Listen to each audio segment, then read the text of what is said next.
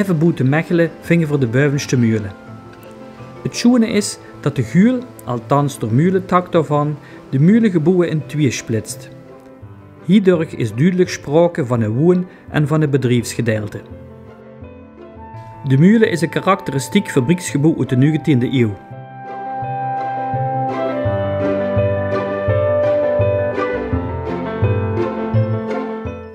Op initiatief van de oud-burgemeester van Wittem, de heer Fiek, wordt door de Mühlenaar Doeve en de Mühlenstichting Limburg plannen ontwikkeld om de Mühle te restaureren. De feestelijke meiviering vond plaats op dinsdag 31 augustus 1976. En bij deze restauratie wordt de aanwezige turbine vervangen door een waterraad.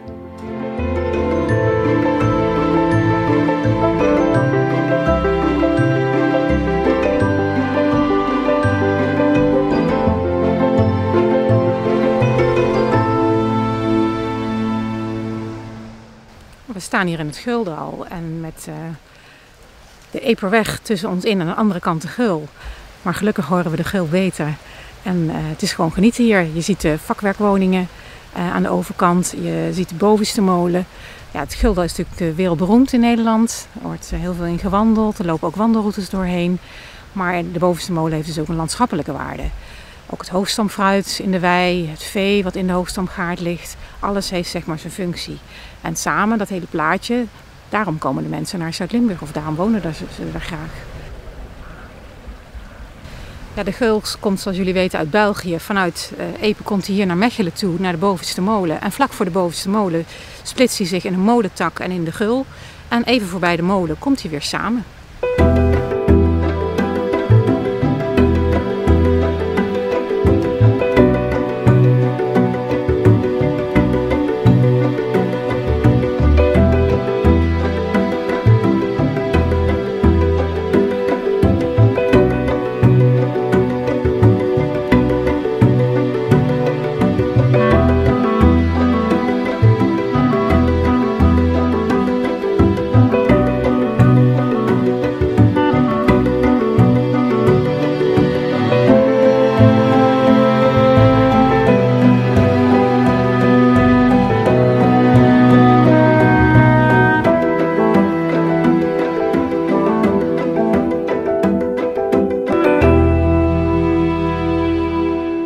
Deze molen is 15e eeuws en heeft meerdere functies gehad.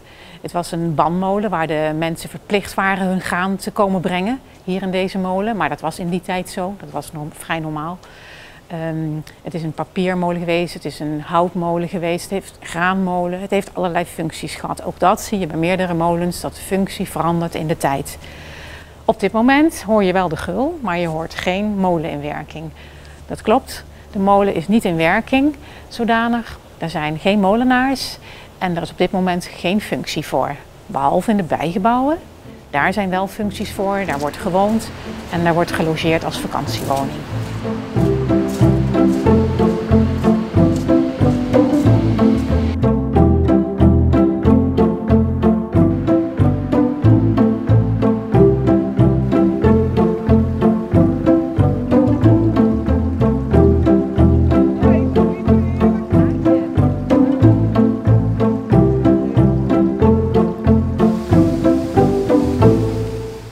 We zijn dus zeker van bewust dat de watermolens, trouwens alle molens in Limburg, van zeer toegevoegde waarde zijn. We weten ook dat de waardering voor dit monumentaal erfgoed zeer groot is. En we willen dan ook proberen om door een maximale bijdrage aan te leveren om die molens ook in stand te houden. En sterker nog ook verder uit te breiden. Dat inderdaad meer molens kunnen draaien en dat de mensen ook meer van gebruik kunnen maken. Dus zeg maar de openstelling. Watermolens die zitten, ja, wie er al zit, in een beekdal, daar stroomt een rivier naartoe. En die hebben natuurlijk water nodig om die molen te kunnen laten draaien. Een bepaald debiet, hoeveelheid water per minuut of seconde. Door beven op te sturen, we weten ook allemaal dat een molen het beste in staat blijft dus te laten draaien. En we proberen dan nog ervoor te zorgen dat er altijd genoeg water is van molen om die in stand te houden. Ook als je kijkt naar de andere doelen, wie natuur of het waterschap, om het water zo snel mogelijk af te vuren. Dat vinden we heel belangrijk. Een ander aspect is natuurlijk dat ja, vanuit de ruimte, het ruimtebesef, het watermielenbiotoop, zeg maar het gebied hoe de watermolen opereert, steeds meer onder druk komt te staan.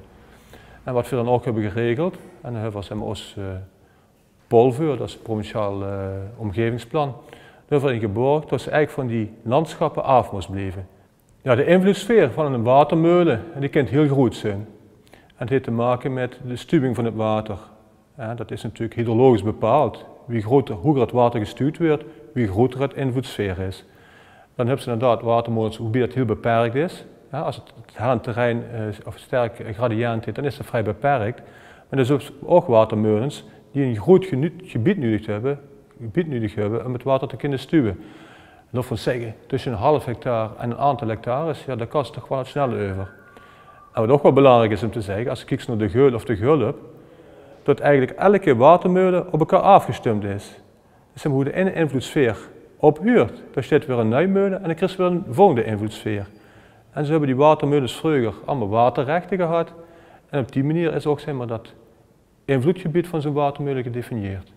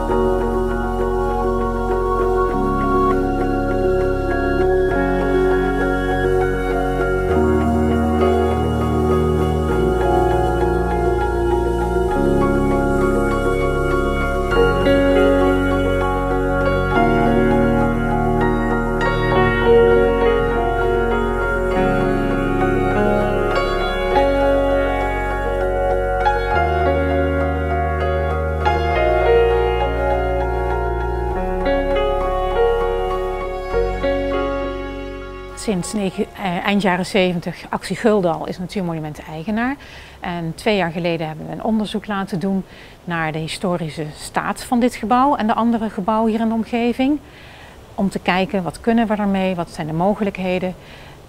Er zijn een aantal opties, we kunnen ook samen. Energieopwekking, water, er is genoeg water. En hard nodig de energie in deze tijd.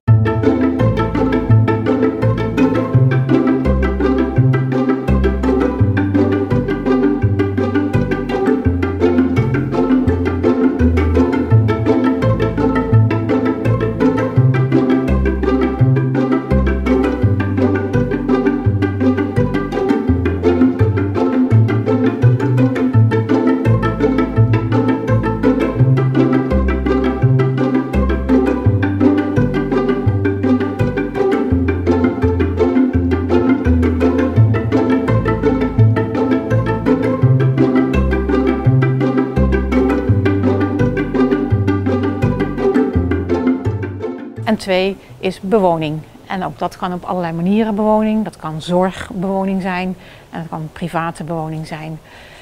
De beslissing is nog niet genomen, maar we willen het wel behouden. Zeker het rad en het binnen- en buitenstelsel willen we behouden voor de toekomst, omdat het zo'n waardevolle molen is.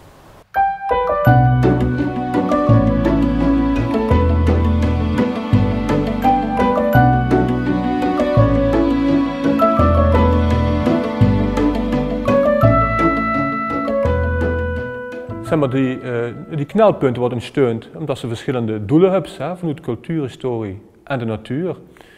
Is er ook aanleiding geweest om dit jaar te benoemen, het jaar van de watermolens.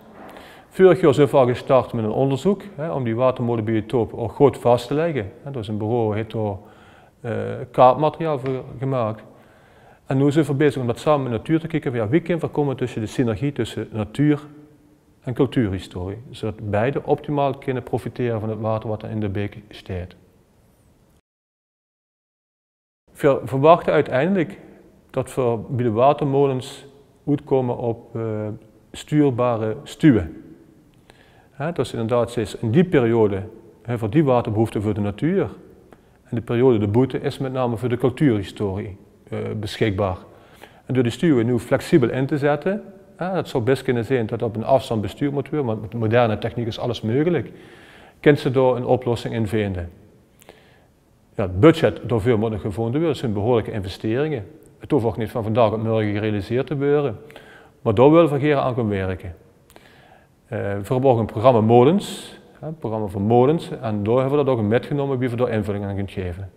Het jaar van de molens, en dan nog zeg maar, voor de watermolens in het bijzonder, is met name bedoeld om de knelpunten, de mogelijkheden, de opgaves van de molens gewoon in beeld te brengen en te komen tot een programma hoe we de komende jaren met in de gang kunnen gaan. Nou, in het jaar zelf proberen we inderdaad die watermolens zo goed mogelijk in beeld te brengen, zeg maar, onder de aandacht te brengen, zodat we straks ook de ondersteuning kunnen verwachten die we daarvoor nodig hebben.